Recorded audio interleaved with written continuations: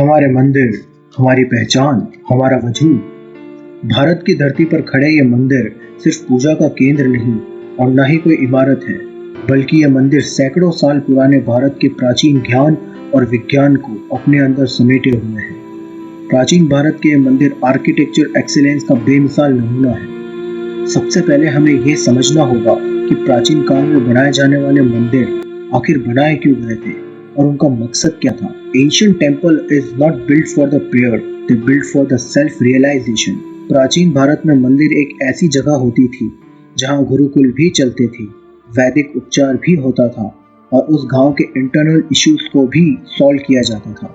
In short, these temples are that thread which unite the Sanatan culture in them। और इसी के साथ ये मंदिर एक सामूहिक बैंक का भी काम करते थे। इसीलिए जब भी हिंदुस्तान को कभी आक्रमण हुआ तो सबसे पहले हमारे मंदिरों को लूटा गया। हिस्टोरियन एस जयशंकर के मुताबिक ब्रिटिशर्स हिंदुस्तान में से $45 ट्रिलियन की इकोनॉमी को लूट के ले गए।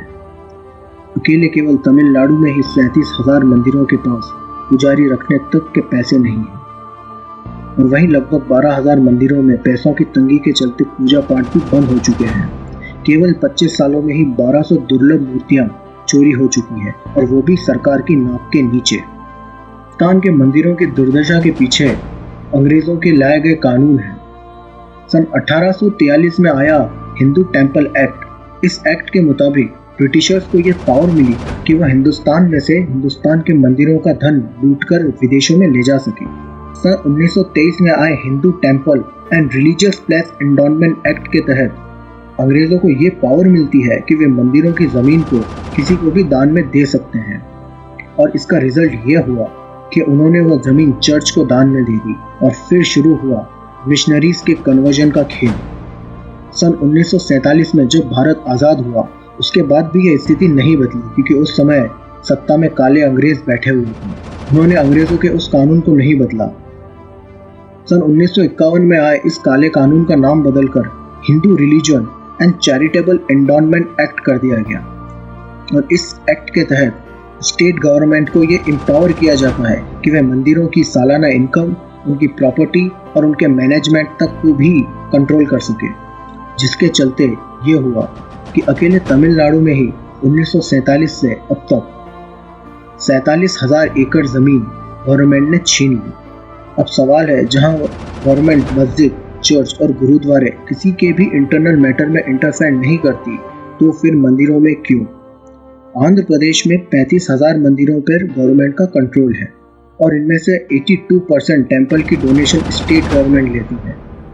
और कुछ बुद्धिजीवी ये मानते हैं कि मंदिरों में आया जाने वाला दान पुजारी और उनके मैनेजमेंट लेते हैं। Not a single penny of this 82% is used for the Hindu welfare.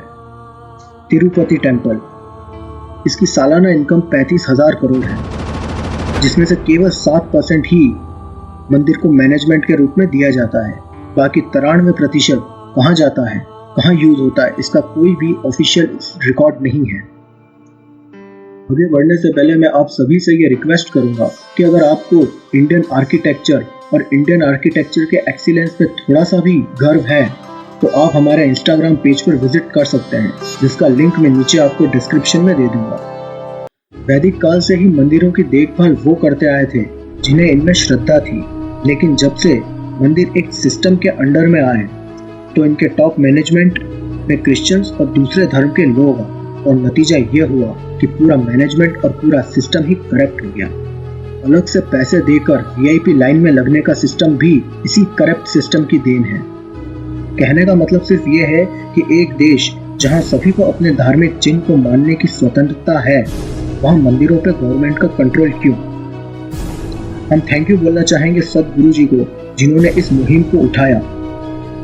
अगर आप और हम थोड़ा भी उनकी इस मुहिम में सहयोग दे पाए तो ये हमारे पूर्वजों को सच्ची श्रद्धांजलि होगी जिन्होंने अपना खून पसीना बहाकर इस मंदिरों की रक्षा करी। क्योंकि हमारे मंदिर सिर्फ एक बिल्डिंग नहीं बल्कि वर्षों की तपस्या का फल है।